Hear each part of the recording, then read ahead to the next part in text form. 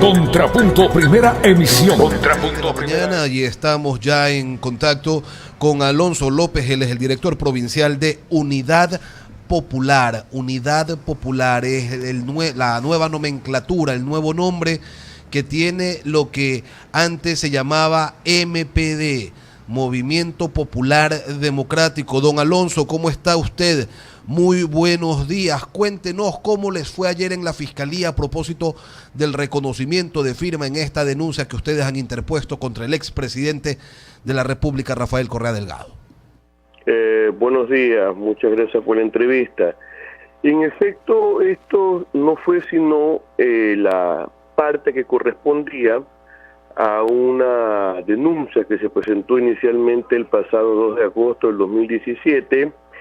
cuando se tuvo indicios el Ecuador, luego de que se comenzó a conocer todo el estado de corrupción y de perversión y de descomposición social, económica, política, moral en la que cayó la República, se conoció esta parte del iceberg de la corrupción que iban saliendo, el tema del manejo de la deuda. Y como en el Ecuador todo le fue funcional al sistema de corrupción que implantó el presidente Correa, no hubo, seríamos ingenuos pensar los que nos escuchan y los que están atentos a esta entrevista, que solo hubo corrupción en Odebrecht, cuando se comenzó a conocer que había corrupción en Odebrecht, en megaconstrucciones, en petróleo, en telecomunicaciones, en gas. Entonces sería ingenuo pensar, digo yo, que en el tema de deuda no iba a haber estos manejos, por decirlo menos, ilegales, inmorales, arbitrarios, ilegítimos. El economista chica que está allí debe conocer mucho del tema de deuda, porque en su profesión, en su conocimiento, debe conocer en el mercado internacional de valores, solo el negocio de bajar medio punto o décima de punto en un tema de contratación de deuda ya convierte eso en un gran negocio. Una de las delaciones que hacían el tema Odebrecht es que algunos de los implicados, ahora presos, decían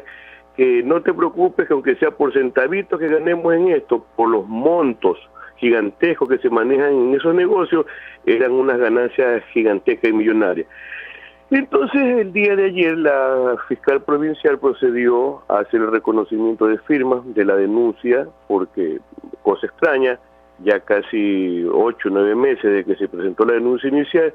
no se había movido absolutamente nada, y cuando inquirimos por qué había ocurrido este hecho, sorpresa de que el proceso recién, ya a partir del reconocimiento de firma, parte inicial para comenzar el proceso, se dio paso y, en efecto, por el fuero que goza el señor expresidente, porque el tema de toda esa contratación dolosa que se hizo, lo hizo cuando era presidente de la República, tiene fuero de corte nacional. En consecuencia, nosotros aspiramos a que en los próximos días este proceso llegue a la Fiscalía General del Estado, y el doctor Carlos Bacamancheno, esperamos que siga legitimándose tanto él como el cargo que ostenta, porque buena parte de los elementos que tienen en sus manos ahora el fiscal Carlos Baca, no solo por este hecho, sino por los otros hechos en los que de manera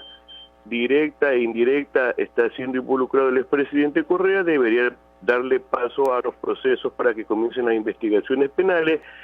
comience el presidente a rendir su versión sobre esto y otros hechos en los que también está siendo denunciado,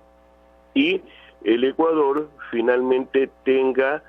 conocimiento, porque una de las cosas que el Ecuador quiere conocer es la verdad de lo que ocurrió durante 10 años, y esta verdad debe ser de alguna manera el establecer las responsabilidades de todo tipo, de carácter penal, civil, administrativa, es decir, que todo lo que está ocurriendo en nuestro país, y que una de las intenciones que también tiene el tema de la consulta es casualmente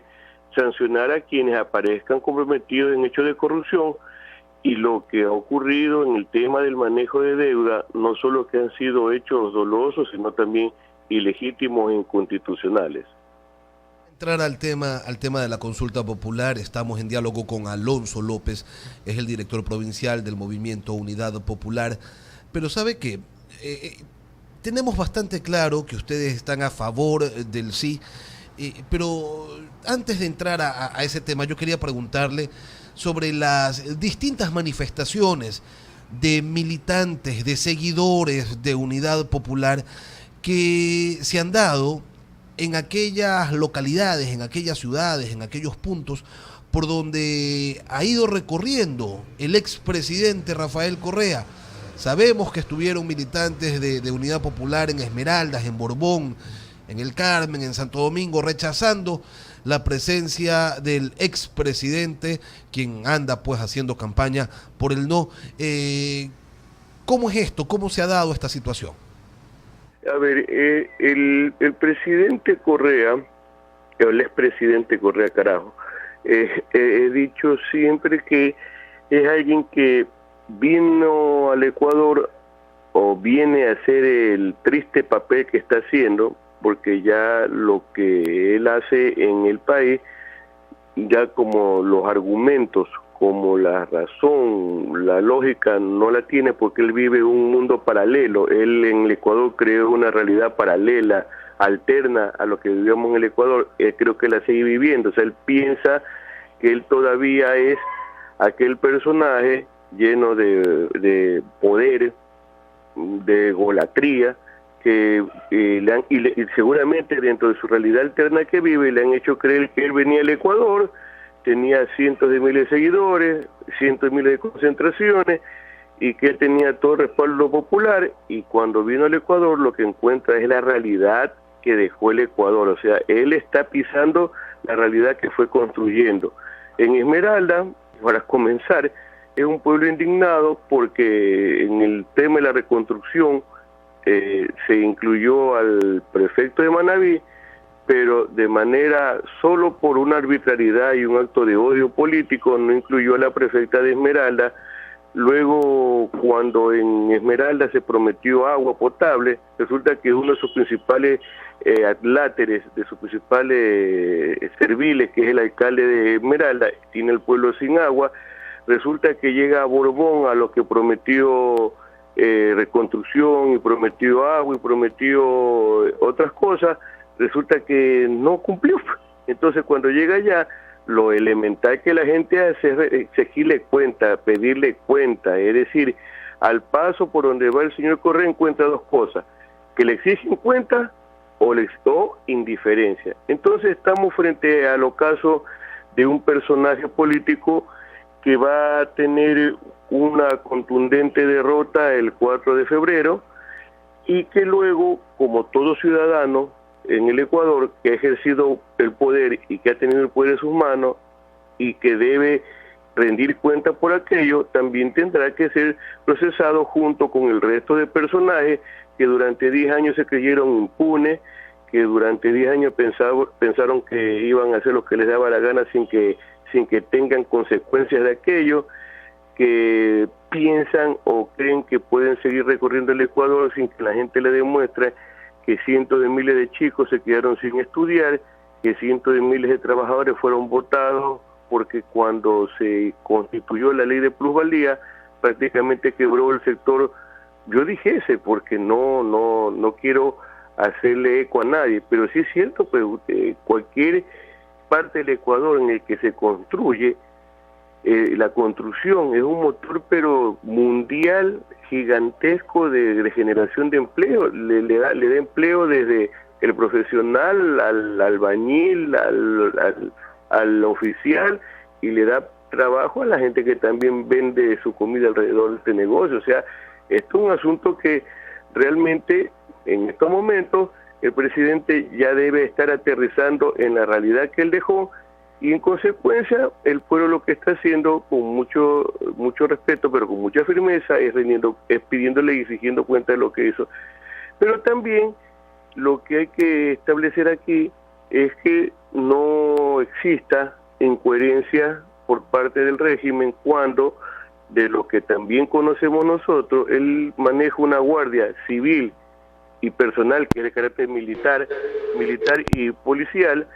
que cuando la gente grita así, él ordena, ya saben cómo tienen que atender a esta majadera, atiendan a este malcriado, atiendan a este que me grita. Es decir, hay gente que está siendo agredida, golpeada, insultada y vejada por esta guardia que tiene este tipo y por supuesto protegido por la policía. En todo caso, estamos a pocos días que caiga el telón y finalmente caerá también toda esta tragicomedia que el señor Correa vino a hacer en el Ecuador. Para continuar en el diálogo con Alonso López, Patricia Ruiz. Gracias, Lenín. Bienvenido, Alonso.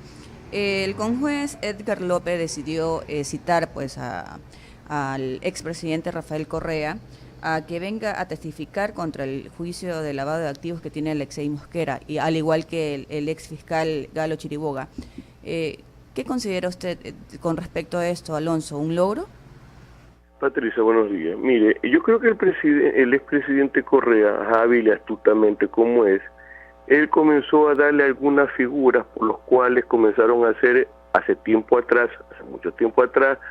una ingeniería en el campo penal para que muchas de las cosas por las que seguramente sabían que iban a ser acusados después, fueron armando estas estructuras, estas formas jurídicas raras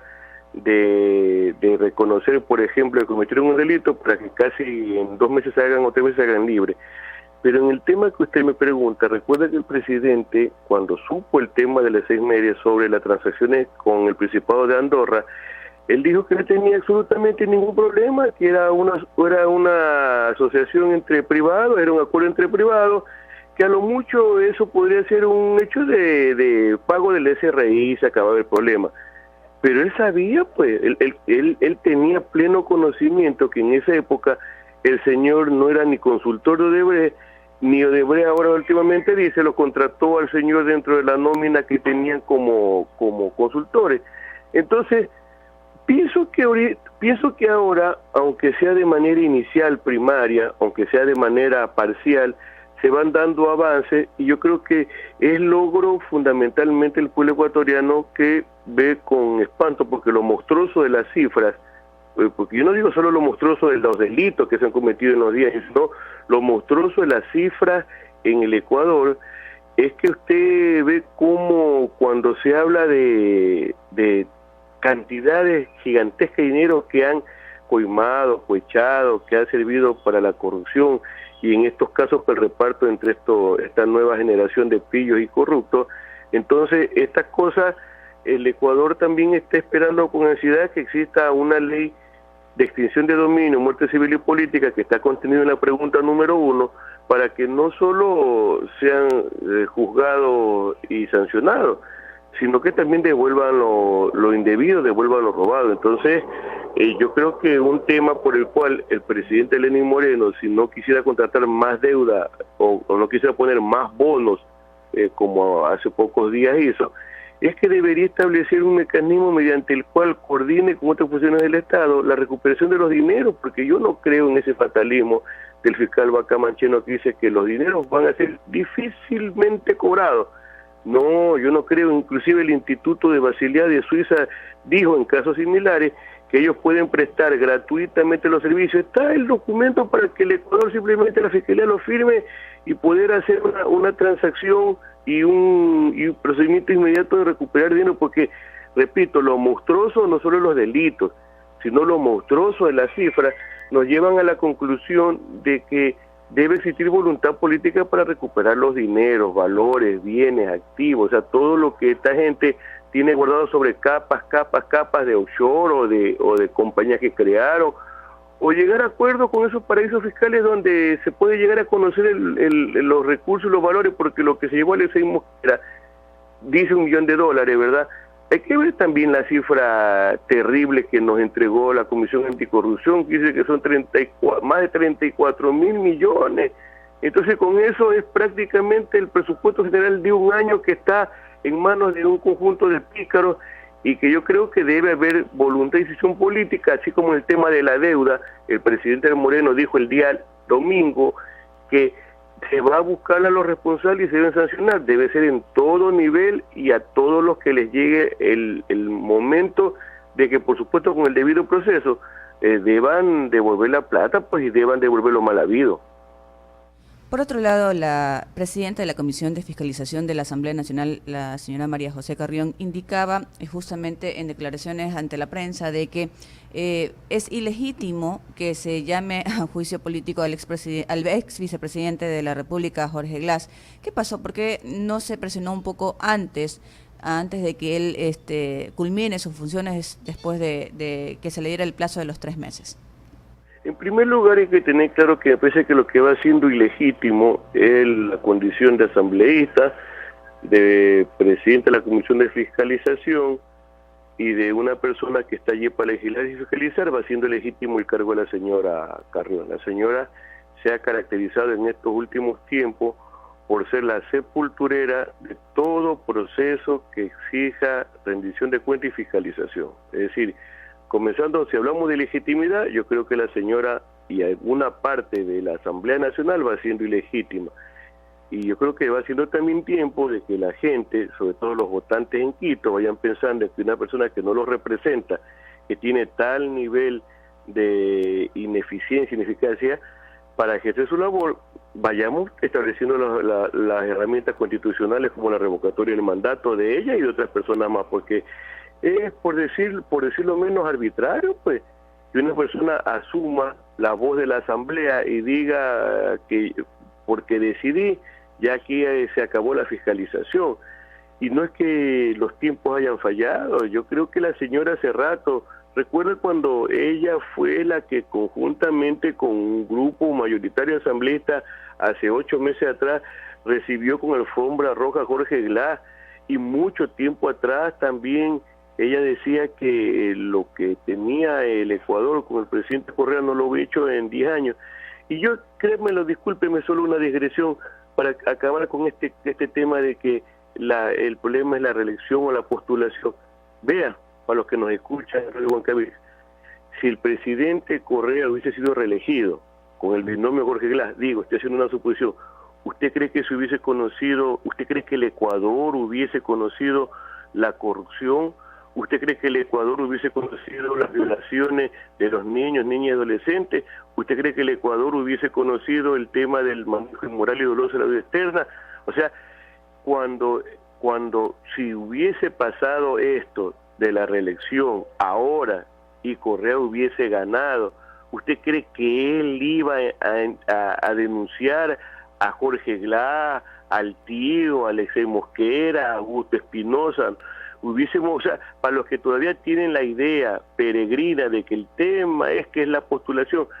este proceso, por lo menos de consulta, tiene el propósito también de ir destrabando toda la institucionalidad que dejó creada Correa,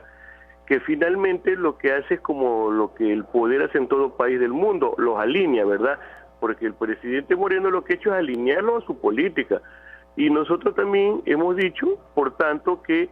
el presidente debe alinearse con el Ecuador